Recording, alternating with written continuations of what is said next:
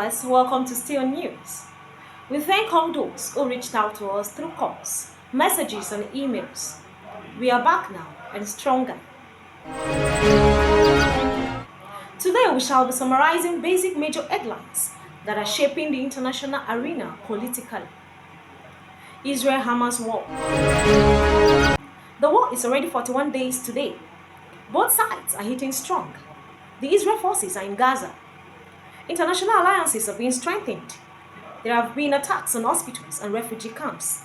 Thousands have died. This morning, Hamas chief says the truce deal is approaching, and reports suggest a possible three-dimensional 5-day pause in fighting.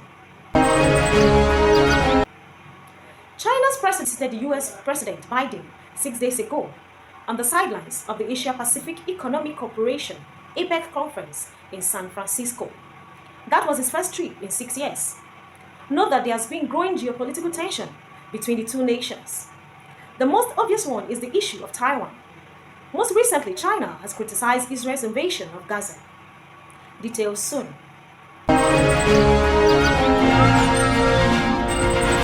North Korea has developed a new Type high-thrust solid fuel engine for intermediate ballistic missiles and conducted a static test on November 11 and 14th, despite it ban under the United Nations sanction to carry out ballistic missile tests.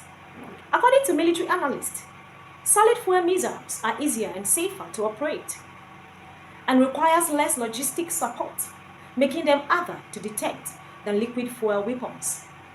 Is North Korea preparing for war? With who? The country's missiles bureau said the grave and unstable security environment facing the country and the vicious collusion of its enemies are the reasons for the rapid military expansions. Canadian Prime Minister tells Israel to end killing of babies.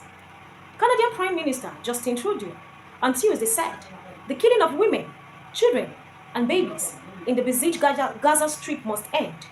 This is one thing we must note. Canada has maintained that Israel has the right to defend itself against Hamas after the attack on October 7th, killing 1,200 people. Now the death toll in Palestine amounts to more than 11,200 people, and Canada thinks it is enough. Russia-Ukraine war. The war is already 637 days old today, and there is no saying when it will stop. Both parties are claiming victory, but we all know that the war is still on.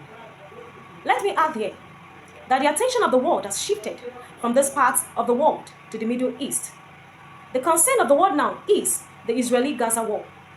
NATO, who has been a key player in the Russia-Ukrainian war, would also have to be active in the Middle East for Israel and Taiwan. We hope Ukraine is not ignored in the coming months. Stay on news.